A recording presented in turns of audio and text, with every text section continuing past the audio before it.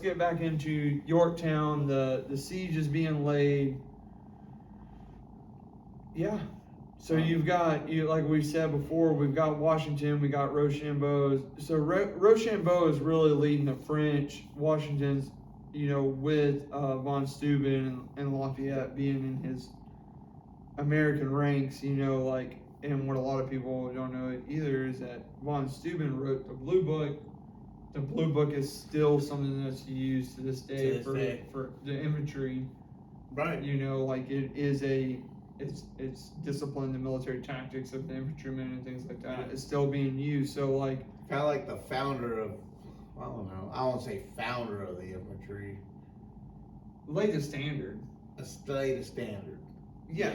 And I mean, maybe we don't directly still implement today like what von Steuben started, but the Blue Book came from him. You learn about, I still learn about that even being a Cav Scout. Right.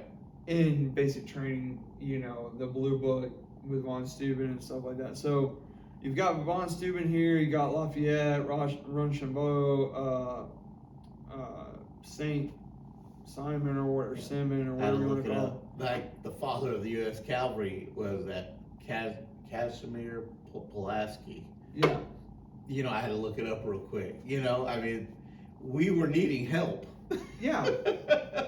So I mean, Washington is the father of the country, and in the first major general or whatever of the United States military. But like I said, von Steuben, your reference to the cavalry, is a lot of French influence from the time, in the sense of the French are the biggest competitor to the British.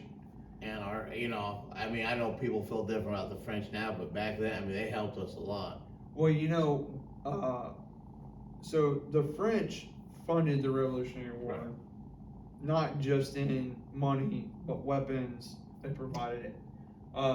Military tacticians, all the people that we're talking about, even soldiers, the artillery, and De Grasse. I think he had another 3,500 soldiers there on ships waiting to. Yeah. They helped out a lot. Advisors. Yeah. Same thing that the United States does to this day. Yeah. Advise foreign nations in the time of conflict and war. But so we're starting to lay the foundation to the siege. We got Cornwallis. Cornwallis is back into Yorktown, but he's got like his inner perimeter of defense. He's got his outer. This is where things are going to really start to unfold, and we're gonna work through it really quickly, because I feel like working through it quickly, talking about it quickly, right, kind of brings the emphasis to it might not have been happening, in an hour or two, but for this siege to happen the way it did and how quickly it did, it had to, yeah. It was happening in a quick rate, in the sense of days and. Right, I mean, because it was constant. Like I said, build the parallels, and then dig your trench, get everything out, and then just working your way. Talk about inch by inch. That's pretty much what they did. And what's crazy is I'm not saying the siege of Yorktown directly is where we see things later in the Civil War, but a lot of the military tactician side of sieges and the conflict and stuff does play a part in the Civil War. It's the last conflict that America had dealt with, or war, or whatever you want to call it, and they pull a lot of that into the Civil War. I mean, I hate to reference Grant again, but Grant's my favorite. Right. We talked about the Confederates, but in a couple episodes back, but even with Grant, it's siege after siege after siege that Grant lays on the Confederates, and it starts to kind of roll in my mind, is he pulling his tacticians of these sieges that he lays during the Civil War? Are those coming from, because he was at West Point, right? He's being taught you know, tactics. like, Yeah. you know, West Point is developing at that time in the Civil War. They're developing Civil War, you know, not Civil War, but they're developing officers based off of like military history and like tactics And a stuff. lot of that was the old Europe, you know. So it's like, what is our last reference? Right. I mean, for The us as a Revolutionary country, it would have been the War of 1812. But as in a siege, you go back to here. Right. Yeah. So that's why I was saying, As like, Americans, those are the only two wars we could reference. you're to. pulling tactics from. Right. Like we were just talking about before we started this, you know, like your instance in the Gulf War, you were the last tankers to fight like a standing army. A standing army, Right. yeah. So they had tanks, they had uniforms, they were using military tactics, Right. and maybe it wasn't great military tactics, but They were everything still- learned about from tankers now about, you know, I know we train a lot with like the Russian. Doctrine. You know, like the Russians are the ones who are fighting. People can say you're fighting Geronimo, you're fighting the Russians, you're fighting this, you're fighting that. But where are we pulling? You know, because war is fought off of history. Right. That's how you come up with tactics. Is you take what's worked. Yeah. And which you've learned in the past. You got to consider what didn't work. So that's why I was like thinking about this siege with, you know, with Washington on Yorktown and the way it all unfolded. Yeah.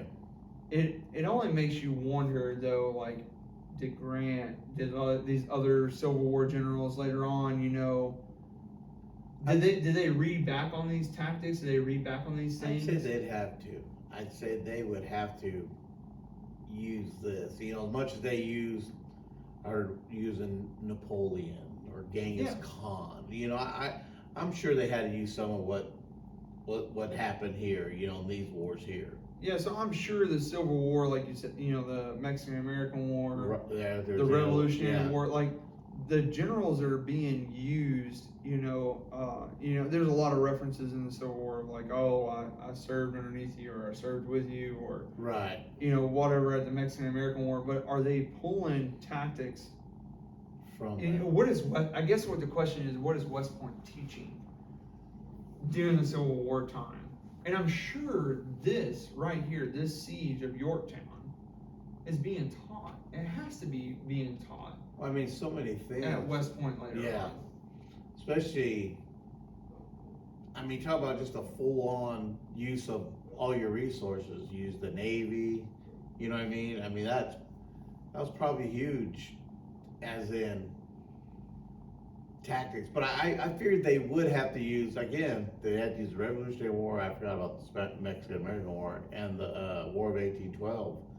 Besides, like I said, I know they use a lot of European tactics. Right. You know, learning, you know. Because, and I know we're talking about the Civil War and we're in the Revolutionary War, but it's like the way I believe about Vietnam and Korea and World War II, you know, and so on and so forth. But like just thinking about it in my head and trying to break down what happened later on, a lot of this has to be being pulled from, you know, so Washington, for instance, like, he's already got experience. Right. Why is he the general, right? Right. So it's like he's already got experience from multiple conflicts before. Right.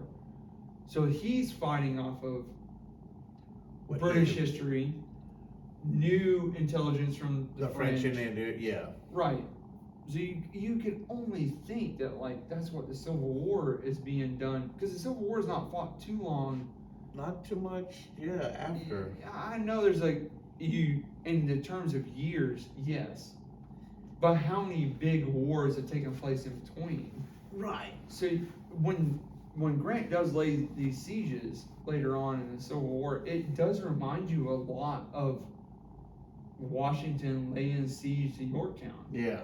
The way it happens, the way it develops, like, right? And the artillery power Grant uses.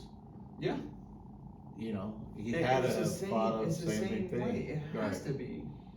And if you compare, you can almost compare like the British to the Union and the Continental to the Confederates, and like, but then again, things kind of get a little mixed up in there in the sense of like the British have more resources, but then at the same time they're fighting a war across the ocean. Yeah.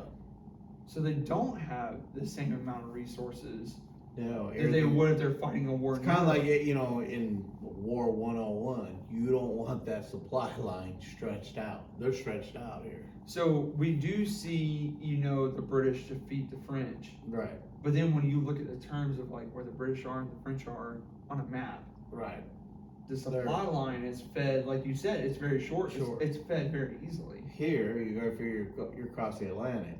Yeah. You know. And the timeline, you know, of how long does it take to get ships there? How long does it take to get troops there? Yeah, you're constantly probably sending supplies. So where the Continental Army is at a disadvantage in the sense of their smaller force. Know nothing new. I mean, your officers. They're learning. Right. Officers are probably few soldiers who fought in the French and Indian War. That's what I'm trying to get. I know we brought a lot of Civil War in there, but like that's what I'm trying to get at. And I didn't realize until recently, at this time, the French had cut off financial aid to the Continental Army. Oh yeah, I mean that we were. So me and you had talked about like the resources. You know, the French are about to cut the cord. Right, and well, even like the Navy, I just had to look it up. That you know, they told Washington, "Hey, October 14th, we're out of here. We're gone." Yeah, so like we'll supply you this. Yeah, but they're already starting to think about their interest after the war is over. Like if the British win. Oh yeah, because them and the British were still in the West Indies, so they're still fighting for that. You know. So now they're starting to pool resources. Yeah. In the sense of they've already cut off financial aid to the Continental Army at this point. Yeah. So not only is George Washington just like, and you know I'm gonna refer to Grant, but just like Grant, the war is drug out longer than what everybody has thought. Mm-hmm. Your back's against the wall. You have to make this decision, and this is going to be the turning point in the sense of, are you going to win or lose? This is it. Yeah, I mean, this is it. All the chips are on the table. That especially when you get to this point, this is it. Yeah. So for Washington, this is literally the last hoorah. And if this fails, like the Continental Army, the United States is not going to be anything. He had to win this. Yeah. So, and you know, we talked a lot about their equipment. We talked a lot about what the guys are carrying, what they're going through. You know, and like I said, we're hitting this point at the end of the Revolutionary War. We kind of started in reverse. Yeah. So you know, these guys have fought for multiple years. They've starved for multiple years. They've learned survival. If you look up anything, I won't say that because if you look up the Revolutionary War, you're going to get the big talking points. Right. But if you start to dive a little bit deeper, the Continental Army, the militia, the everyday soldier. Yeah. Everything that they talk about, everything that they bring to light is all about survival of the elements. Yeah. Starvation. Things like that. So, I mean, this is the first time though you're going to back a British force into the point that they're going to suffer like the Continental Army has for years. Oh yeah. But they're going to do it in a month. Right. They've been well fed, well armed. Oh yeah. Well maintained. Well maintained, yeah.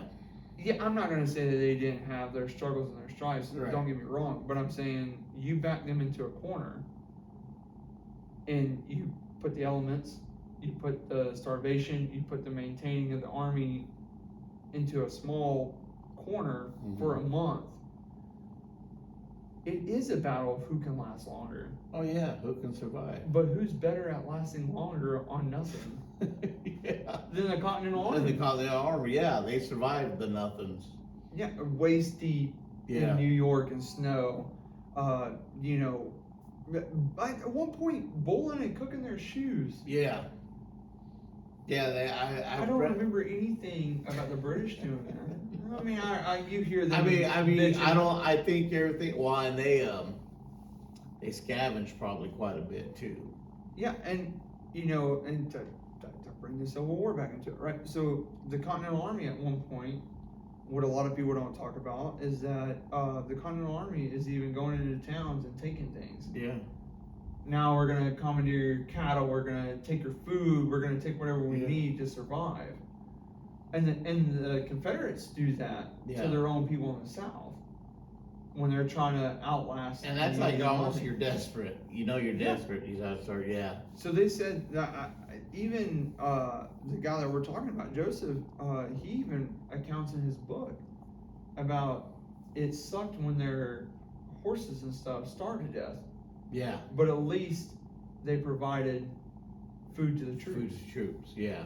So I mean, it's very savage. It's very crazy to think about. Yeah. But at the same time, like, who is better at surviving on nothing than the Continental Army at this point? At this point, right. So now we back the British into Yorktown. They've got to rely on their supplies. Right. Cornwallis is being told that Clinton will arrive with reinforcements in a couple of weeks. Yeah. So Cornwallis is just stretching Trying to. for weeks to Right. And the fact that Clinton's going to come save him. Right. And when Washington is closing in. And Washington's time's tight. You know what I mean? Like I said, your French Navy's only here for so long. Things got to happen quickly. But the British don't know that. No, they don't know. But that. Washington knows I'm on a timeline. He's on the timeline. I have to break Yorktown. Right. Quick. Have to beat him into submission. This is my only chance. So not only is it a military tactic, it's almost like a mental game. Yeah. In the sense of like, who can outlast who, but can I make my enemy think that things are worse than what they really are? They really are, right. So Cornwallis knows the British Navy's already been here, been defeated. Mm-hmm. Yeah, he's already. I've got to hold the ground game until Clinton can help me. Yeah. Clinton continuously fails to show up. Yes, and you gotta feel the pain. Besides the bombardment going at each other, waking up every morning and those cannons a little closer. Yeah. So that does bring us to Joseph and the sappers in the sense of the parallels are being dug overnight. Yeah, they're doing this overnight, and not just a small section. I mean, they're digging a whole new trench. A whole new trench, and in the worst conditions, know. So talking about the elements, it's October. I'm sure during the day it's probably pretty weather. Yeah. At night, like me and it gets very cold. Chilly in Tennessee. Being on that coast there, the moisture, the breeze, and it gets a little chilly. So even Joseph, references that the reason why they were able to dig a parallel so quick is because the ground is soft. Right. From the rain and the moisture and the ground being wet. So at night, here's Joseph and the first ever sappers, I guess, or combat engineers, whatever you want to call them. Back in the day, they were called the Minor Corps or whatever. Yeah. But the first combat engineers, the first sappers, whatever you want to say, are digging trenches overnight, closer and closer to the enemy. And like you said, like it has to be mentally defeating as a British soldier to know, like, you wake up in the morning, I'm hungry, my buddy's sick, because disease is running rampant in Yorktown. They're sick. They're eating. Even at one point, the British referenced to eating wormy bread. Yeah. Like the worms are growing out of the bread. The grilled worms are growing out. Yeah, and so they're struggling. Yeah. They're. And then on top of that, you have to wake up in the morning and see the enemy has gotten closer overnight. And because your cannon, they're not holding them off. Yeah. So. And even he, Joseph says they're digging by moonlight and cannon fire. Yeah. These flashes of cannon fire, he's like, are providing the light for them to dig. He's like, oh, it sucks to know that there's cannons going off or whatever, but also it's providing us light to keep working. To keep working.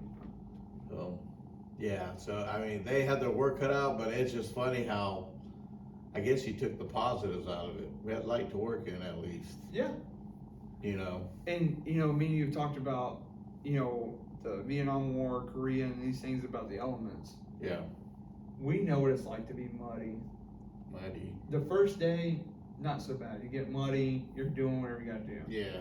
But then when you go to sleep, that shit dries. Or even if you're still wet when you go to sleep, and that cold breeze, like you said, is coming off the James River. Oh, it's yeah. October.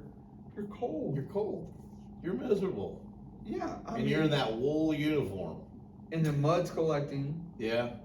Your uniform's probably not drying out. And you know where their positions are at, even just say the British soldiers, it's mud. Because you trample through there. So Yeah. you're in a fighting position.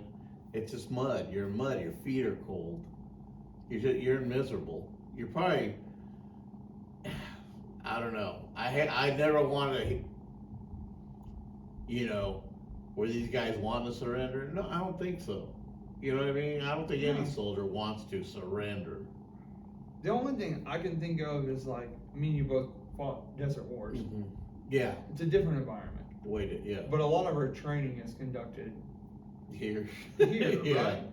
So, for me, like being, I did do training at NTC, like in Desert Valley. Yeah. Or, whatever, in California. But, when I think about these guys, I think about my time in basic training. Being at Benning. When I went through, it started in August. It was hot. Yeah. I graduated in December. The weather changes, we all know, in the South very rapidly. Right. Through that time period, you go from it's 100 degrees to, it might be 75, and right now today, right, 75 in I think it was October. like 46 when I went out there to warm my wife's car up. Yeah. So you get these huge changes in weather. Yeah. You add some rain in there. You add some cold fronts. Like you said, the breezes coming off the water. And then you throw in somebody's trying to kill me. Yeah. And then you throw on top of that, they are not.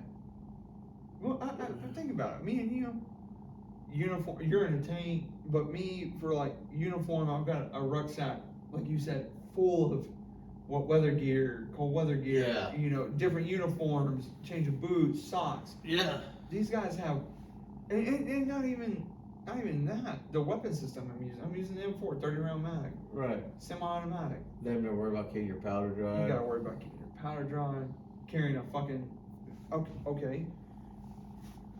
We just got you a replica of a Revolutionary War musket, and me and you have talked about the musket. We've seen the musket. Yeah.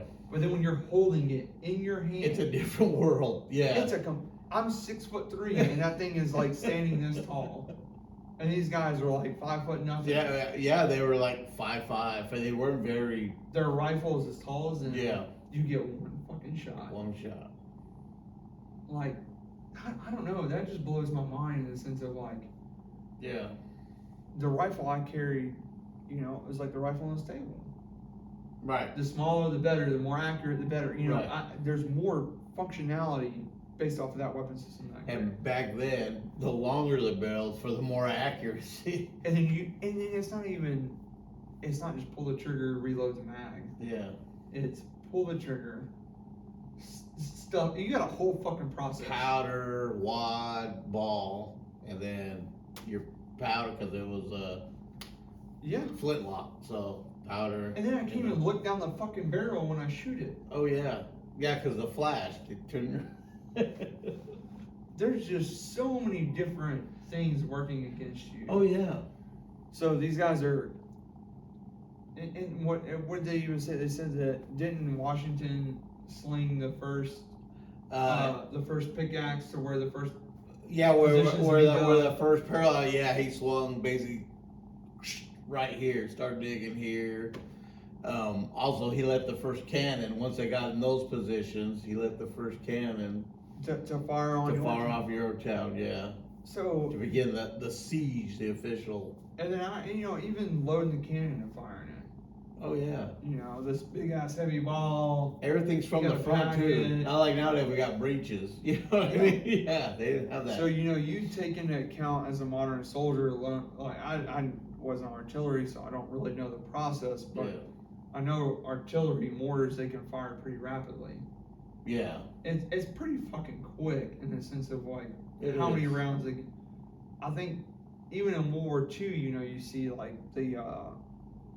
I think you can run out of ammo before you run out of steam to fire it. Right. But back then, it's like, am I going to run out of steam before I run out of ammo? You know? Yeah. With anything, with like the cannons, the digging. So like these guys are digging in the middle of the night, wet ground, and the one of the big things that stick with me about reading about Joseph is he talks about his time in the militia. He talks about his time in the Continental Army.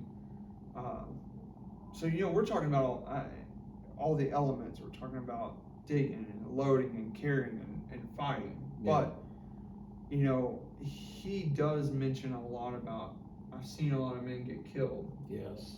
But I didn't see it like the way he kind of describes it to me is that like they're on the line, they're firing, and he sees a guy, 2 or 3 guys down, or maybe even the guy next to him gets killed. Right. But they're moving forward. You see it happen, but there's so many other things going on around you. Right. That you're so distracted, you're moving forward, you're doing whatever you got to do to win the battle. But the one thing that he vividly describes that sticks with me is that at this time in Yorktown, his friend gets shot. Yeah. And the way he describes, his buddy being killed, like that to me, like every time I read it, every time I look at it, it just sends this like a chill. And yeah. And you can tell that bothered him, just how he wrote it. Yeah. You know what I mean? That bothered him. Like death has always been a part of war. We know that. Like but he describes it. This is the first time he's seeing it. Not just seeing it, but physically touching it. So he describes, his buddy gets shot in the head. Mm-hmm. He was like, it's a perfect hole. Yeah, it was a perfect hole that hit him. No tears, no disfigurement of the face. But he's like, when I hold his head in my hands, like I can feel the skull fracture. Yeah, and like the swelling in the bone. Right. To me, like, I don't know, for some reason that it's like you take all these shitty factors, and yes, he tells you through years of combat. Yeah. Not 9 months, not a 12-month, like years of combat. He fought the whole war. And he's telling you, I've seen these guys get killed. But this is the first time he's describing to you vividly. And I think because it was a good friend of his. And he actually physically held him. Touched it. And I think, and that's what I'm saying, when you read it, that bothered him. Yeah. I think that one really, you can almost, we have our own stories to tell, but for people to understand, in the movie Forrest Gump, when he's talking about when Bubba died in his arms, after that, if something really bothered him in that movie, he'd say, that's all I got to say about that. That's pretty much what Joseph, this touched him really, really, like I said, it was his good friend. Yeah. That's the other thing too, is he didn't write that the night that it happened. Yeah. He's writing this years later. So and he's still describing it as if he was like he was right there when it happened. Like it was literally like it happened. He went straight back to his tent and wrote it down. Like that's the way he's describing it. So like, there's a lot more that's going on at Yorktown in the sense of we can break the battle down. We can break down, this general did that, and I think that's the way we do the Civil War, and that's the way we do a lot of wars. Is like we describe like, oh, these group of men did this, and this flank did that, and this company did that, but we're getting down to like the frontline soldier dealing with the effects of war. And it's one of those things we always talk about. So he had issues. going on in life. You know what I mean? Yeah. And it's just, um, and back then, their name for PTSD back then was called nostalgia. Yeah. That's how they refer to it back in the American Revolution. But and I think that's the one you get that book. That's what really bothered him was his friend. And again, like you said, he was hands on with it. Yeah, he's And holding it it. tore him. And he's describing to you, and I'm And not years later, so that tells you he was still picturing it. picturing it. It was still It's still fresh. right. And like, I mean, we're not trying to get all morbid and sad and depressed, but like, it's just to go to show like the term PTSD doesn't come till later on, but the thing that's being described over all the years of warfighting is PTSD. It's PTSD, right? It's just Came to different names. It's different names, right? Yeah, like soldier's heart and Soldier's heart. you know, like me yeah. and you talked about like. And You told me about shell, soldier's heart, yeah, and I shell told shock, and you know, nostalgia. PTSD. I think when they finally got Vietnam vets, finally got. Yeah. They started calling it PTSD. So like, it is the same thing throughout generations. It's just different different name. Yeah. So what he's describing, you know, for the first time, and it's not the first time. You know, there's other conflicts that have happened, but I'm saying like, but for the first time we're getting like the frontline soldier describing to you, putting a lot of emotion into it. You know what I mean? I mean, a lot of physically describing. Yeah. Like, yeah, we talk about the Romans. We talk about like that quote you shared with yeah, me of the Egyptians. Yeah, 3000 BC. He was describing himself, what he goes through. And basically, his PTSD, his hair standing on his neck. You know, everything going on. I showed you, and I told you it was written in 3000 BC, an Egyptian soldier, and that's where my doctor said this has been an issue with man since war. You know what I mean? Yeah. So don't think you're not alone. Yeah, ain't you're nothing not new. Right. You're not the first one. Yeah, you're not the first one. You know what I mean? This has been going on for thousands of years with men of war. I think these battles get talked about and described. Even when you watch war documentaries and stuff, I think they do a good job justifying the soldier and stuff. But I'm just saying, like, when you actually dig into these things and you start to see like the frontline soldier, and you start to not see it as like a historical event, and it was like, oh, Washington gave birth to this country. When you get down to the regular soldier, it'll tear at your heart a little bit. You know, go back to that movie, The Patriot, when he's writing his brother and sister, the son. He said his friend got killed. He goes, it's been difficult to bear. So that tells you he's starting to have issues with it. And you know what's crazy is,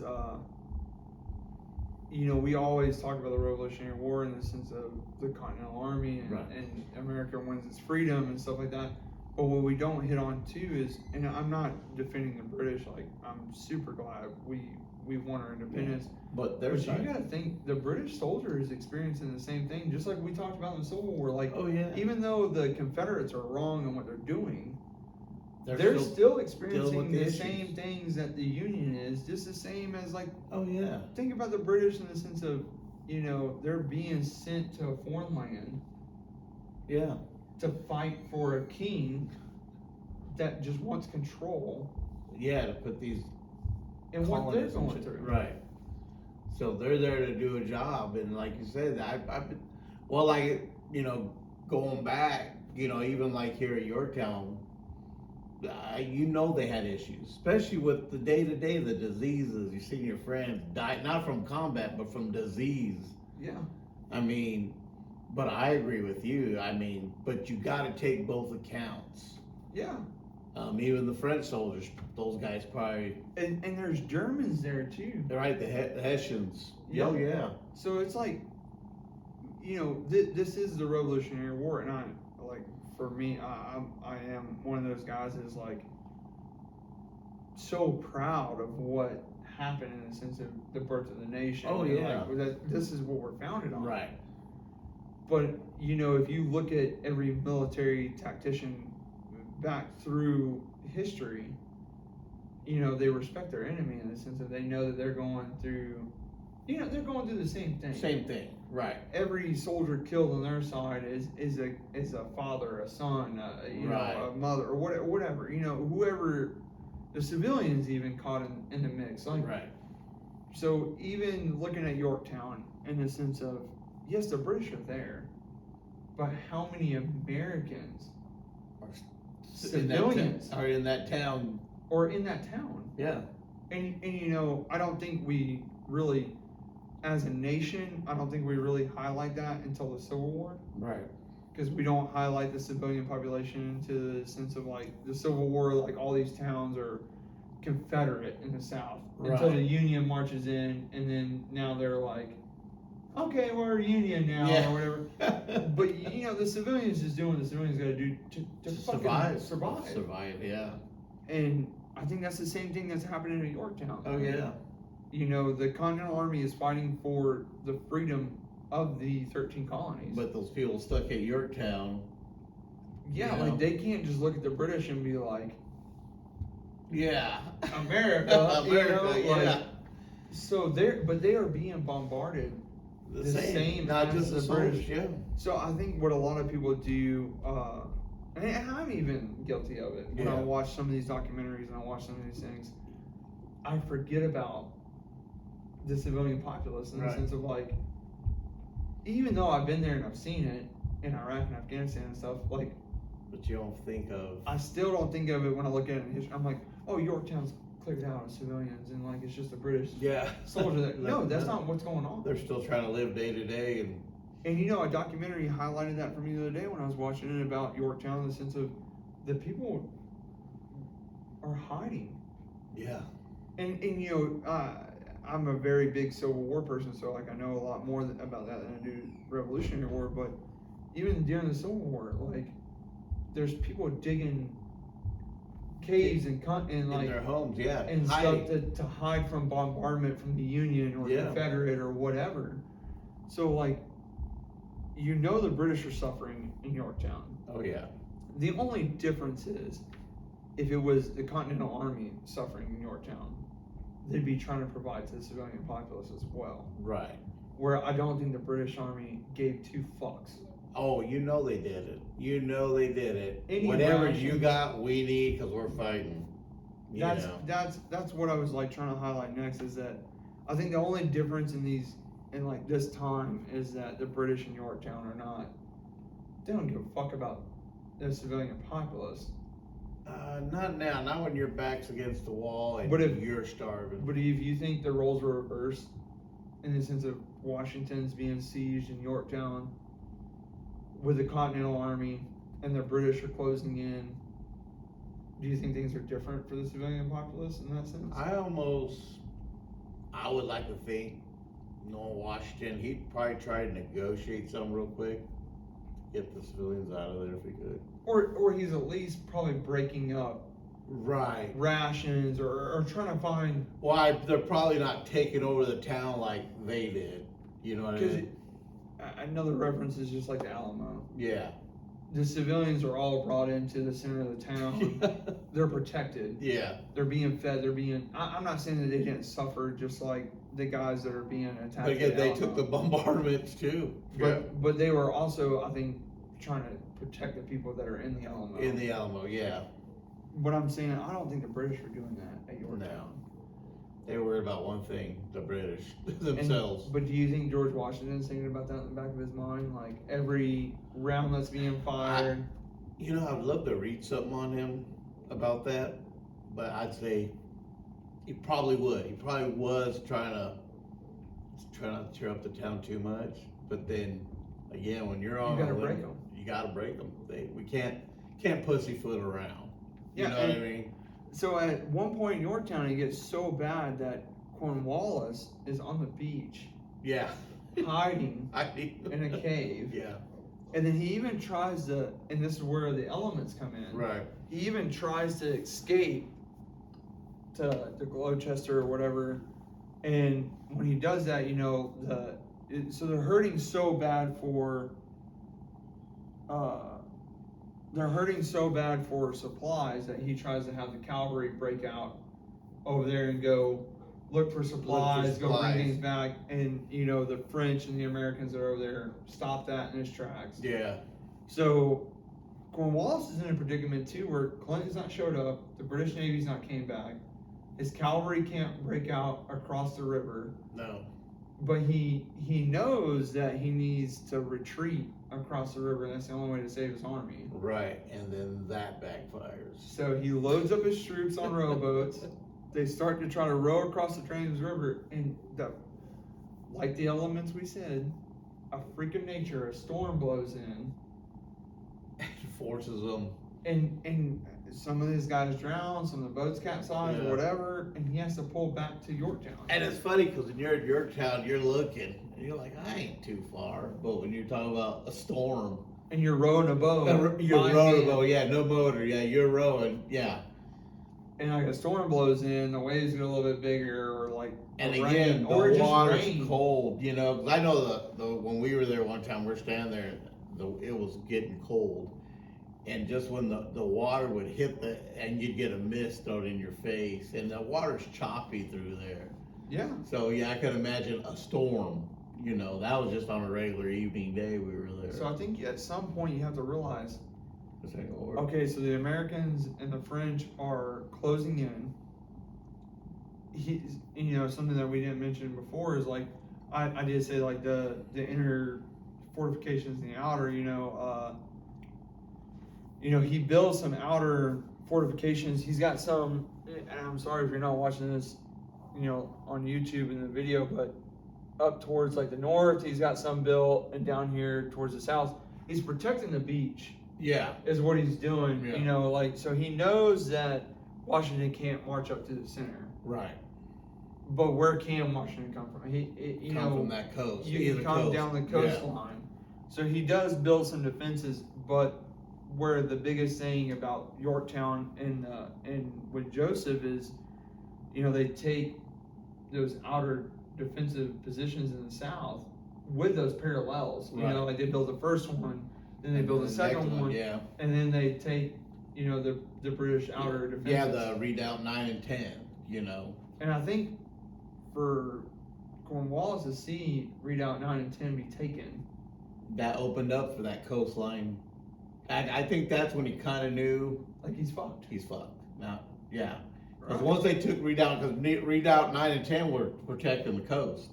Yeah, on the south side. On the south side. So, like I said, once that's taken, you're done. Your defenses are just a city line. Right, because you're not going up the coast because the French are sitting there.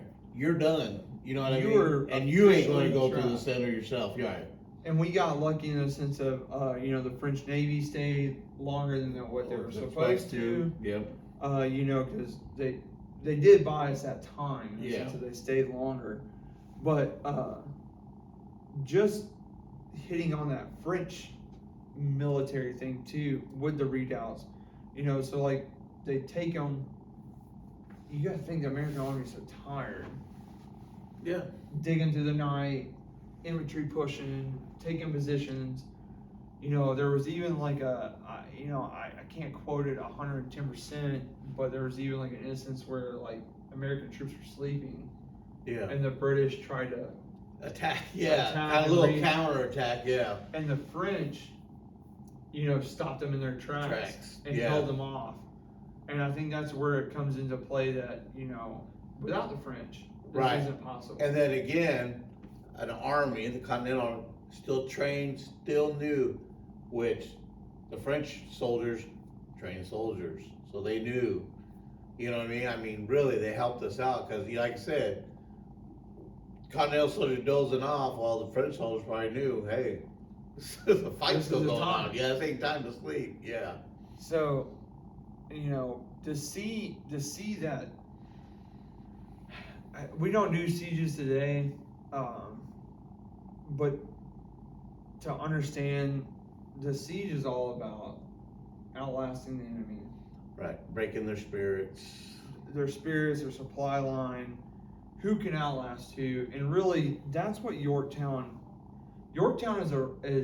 is a race to who can survive the longest. Yes. And, you know, like we talked about, Cornwallis is running low on supplies. He keeps getting told he's going to be.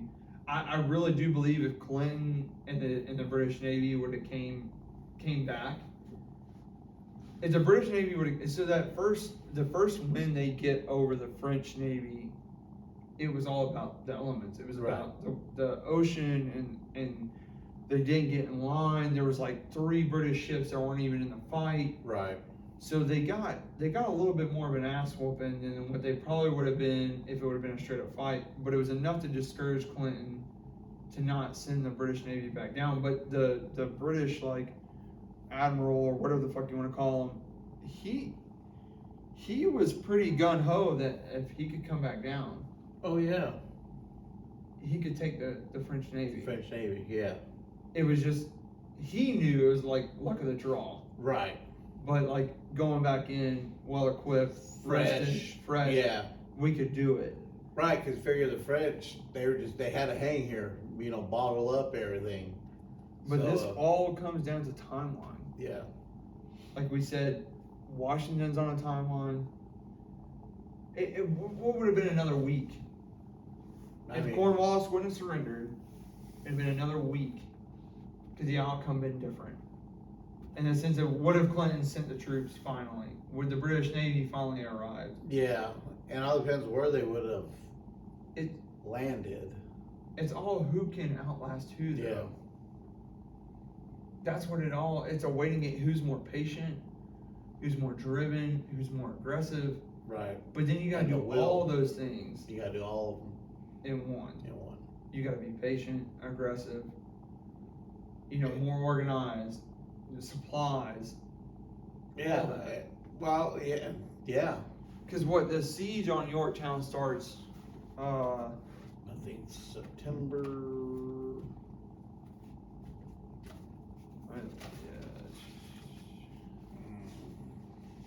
Was it September 28th? So yeah, so on the 29th, Cornwallis receives from Clinton that troops will arrive soon, right? Yeah. On the 30th of September, the Allied engineers start to decide the layout for the siege. Yeah. Where the trenches are gonna go, everything like that. The British try to fight them off with artillery. On the 3rd, that's when, you know, that battle takes place up there in Wilchester between cavalry. Battle of the Hook, I think it's called. And then on the 6th of October is when the first siege line is dug. Yeah. And then I mean, like, I got a bunch of notes here, so it's hard to kind of like pick them out real quick. right. Yeah. So, but okay, from the let's just say from the 28th of September to the 19th of October is when the British march out, you know, to surrender. Right. And he did not see nothing come save his ass. So, really, from the 28th to the 19th is when all this takes place. The 28th of September to the 19th. And I know we drug things a little bit out and this and that, but like that doesn't sound like a lot of time, but it's a lot of time. You know, when rounds are going, lines are being dug, food is running short. And it's not like it was every day was something. Yeah, Every day is something new. That's a lot of lead flying and shattered nerves, just a lot going on, you know what I mean? And if you even just look at supplies. Yeah. So you're not feeding 5 men, you're feeding 5,000 men. Yeah. So rations, I mean, I don't even know. So whatever, I don't even know the exact number of like British troops, but yeah. You know, I know they were outnumbered, but at the same time, it's like, okay, well, you know, you're not just feeding 50. As a commander, you're feeding an army. You're not basically a corps. I'd just say like a corps. You know, I mean, and that's to me that's a whole nother stress level for a commander. And then you have to be tactically sound in the sense of guard positions and Oh yeah. defensive positions and And advancing hope these positions. men have still the will to fight. Yeah. So that's So, what that's there's what I a try lot to on like. the table there. That's what I try to think about is like, it. You know, if you came from even middle class, feeding your family Yeah. daily, right? You know what it takes to feed your wife and your children, Yeah. or you know vice versa, or whatever. You know, even a group of guys Yeah. staying in a house for 5 of you to eat daily, what that takes. Now you gotta feed 5,000, 7,500, 8,000, 10,000, whatever. That's a lot of fucking people. And in an area, and not a very populated area, to be gathering things. I mean, I don't know. They probably had to send out hunters all the time, and you know when shit like this happens, livestock, animals scatter. Yeah, so you look at the siege. You know, Cornwallis has to feed his army off of what's provided in Yorktown. And you know that's Where probably limited. The Continental Army has everything behind them. Right. They still can get supplies in. They can still get. Right. You still had Williamsburg, which was the capital back then, was pretty populated. Yeah. You can probably, you know. And then, but even thinking about the French Navy holding that line, Yeah. they're not. You I mean, yeah, gotta they're more equipped in the sense of like they go out to But sea you for a still long period gotta of time. feed them and stuff. But now you're sitting stagnant. Yeah. You gotta keep men occupied, men fed, moving Spirits about, spirits up. Like, Yep. why are we here for 2 weeks sitting on a ship? Welcome to the U.S. Army. Yeah. It's the same shit that we experience today. Yeah. You get bogged down somewhere, Hurry up and wait. and the first thing you've got to think about is food and sleep. Yeah. I mean, I was not a soldier in the Continental Army, but just even being in Iraq for me in the later days, like when we push forward, like food, sleep, those are things that Become priority. yeah. And you don't know when they're coming. And to think about these guys on both sides, you to have the will to continue to fight. Yeah. Like you said, like keeping the Spirits up and just your will to keep fighting. how do you do that when you're starving? To know, like I'm only getting 1 meal a day, but I gotta go out here and dig a trench. Yeah. Tonight. Yeah. It's gotta be complete tonight. Off 1 meal a day. And I'm hungry. Yeah. Like now. Why am I doing this? And what a lot of people that have never been in that position don't understand is that the cause that has to outweigh the struggles the of struggles right now. of like right. And that's why I think, you know, most people. That's why I think most people wouldn't survive. No. In a time like that. No. A lot of people would break. Their spirits would break. Their will would break. Oh yeah. There's too many creature comforts. Oh yeah. And I know I have them. Oh hell yeah. Turn the AC on in my truck. I've got heat when I want it. I've got food. But I'm just saying, like, to be in that position. Yeah. The weather, the shitty uniform, the shitty equipment. Being fired at. Constantly. Having to do your job still. And like I'll say it one more time is that this is 4 years later for Joseph. Yeah. This isn't 6 months in. No, this is and this is the first time he's got to struggle. Yeah, I mean it's 4 years later. He retired in what 1783. He was only 20-something years old. Yeah. Retired from the military. So being 17, digging a trench with no food in your belly. Yeah. But the only thing that's keeping you going is knowing that if we cause. win, We got what? I'm a free American. Free American and this new idea of government. Give it a And who chance. knows if it's going to work? That was the other thing, and This isn't something that's been tried and tested. this is the first time it's been tried. The thought. Yeah. You know, everybody's like, "What the hell you mean democracy? And then What do you mean a republic You're fighting the best country in the world?" in the world at the time for military. And #1, the powerhouse.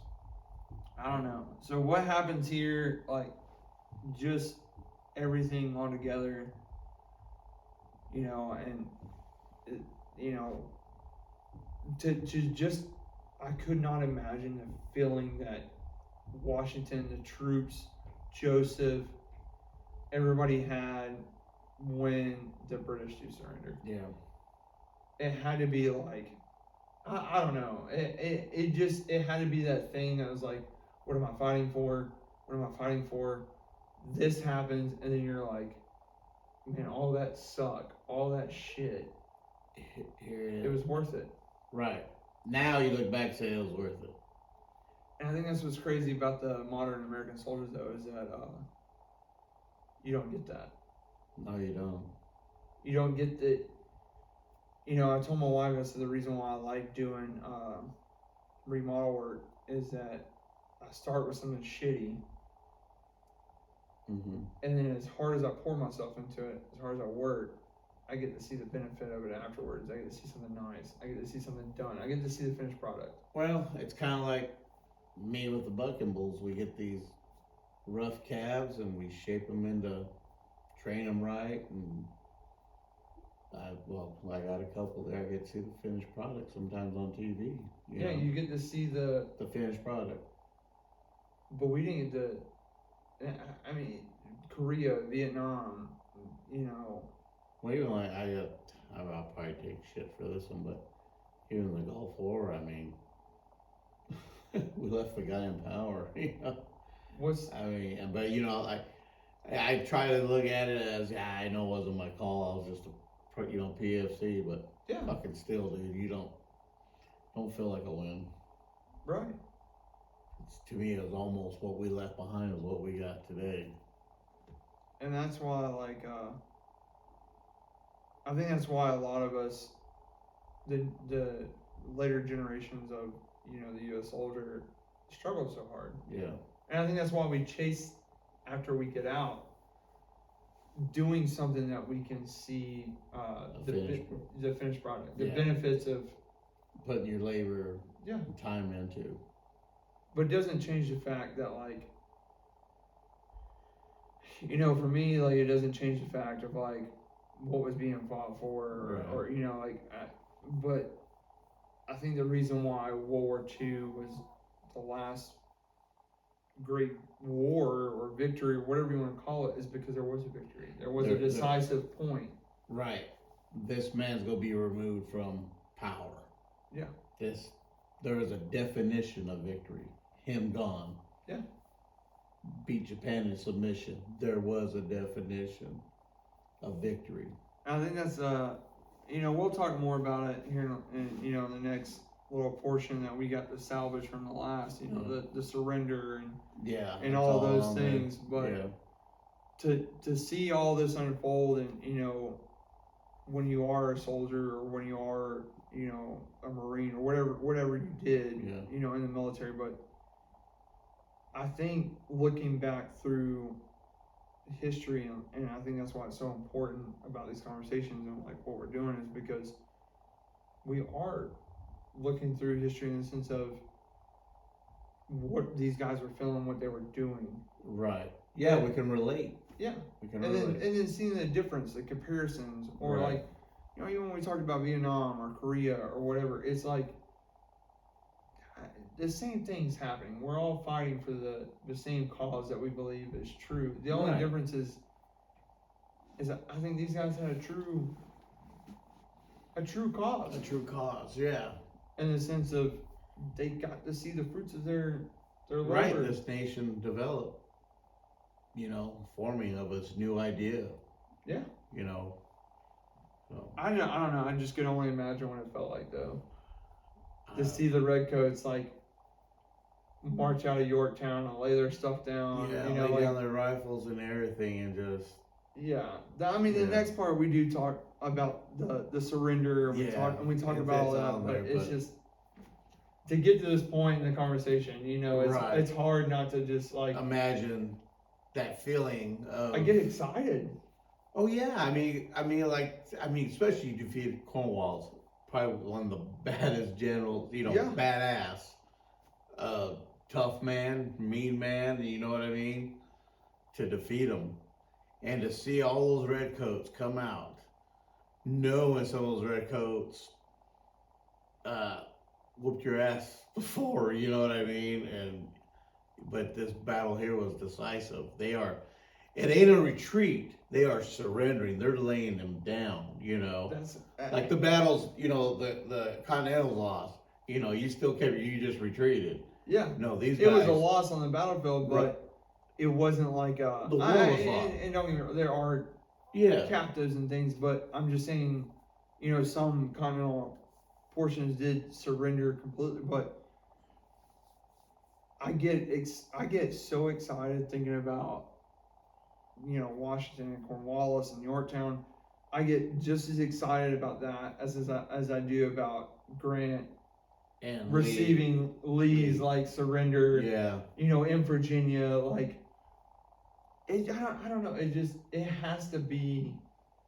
It had to be a different feeling, Oh yeah. and for them not to gloat. You know what I mean? Like, And to be humble still, because you gotta admit, you know, and that'd be like any good man, you know, it wouldn't be so much of a gloat because the guys kicked our ass a lot. right. So yeah, probably more grateful for the victory, but humble. Yeah. You'd have to be humble. Like, hey, still show pride. Show them that we're better. Right. That. But at the same time, like, I know all of you want to be like, yeah, motherfucker. Yeah, like, fuck you, fuck yeah. you, fuck you. You 'Cause know. I don't know. I would have the same like fortitude in the sense that the redcoats are walking by and have to be like, Yeah. I'm telling you. Yeah. Hey, hear this. Yeah. you know, to reference the Civil War again, you know, like Grant accepting Lee's surrender, like Those moments. in he history. allowed Lee to still maintain like his honor and his integrity, Yeah. and like he talks about, you know, the final siege, and like he watched American troops like give bread and stuff to the Confederates, and Yeah. like, you know, and when they laid down their stuff and walked out, like he wasn't they, like, you know, the Union Army wasn't like, yeah, motherfucker, we beat your ass. Like, Yeah. for me, I imagine like Tennessee beating Alabama and us like Yeah. throwing goalposts in the river and like, fuck you, you know. Fuck like, Bama, yeah. yeah, like that's almost how I feel like I would have Yeah. been. Hey, all this time, digging trenches, just watching my buddy die, firing shit. Like I imagine myself as Joseph. All this shit happens. It's over. The surrender's happening. Whatever. And I wonder if it's either that, just like, Or if you're just it's done. over. You're done. You're just tired, It's and you're like, over, thank man. God. Yeah. You're like, go on, hey, just whatever Washington Whatever, says, I don't yeah. give a fuck. Yeah. But to me, it's I think because we like to talk shit nowadays. I don't know if yeah, they did back yeah, then. maybe not. Maybe talking shit wasn't like Yeah. a cool thing to do. So, But all right, all right. we'll talk about the surrender next, and the part that we were able to.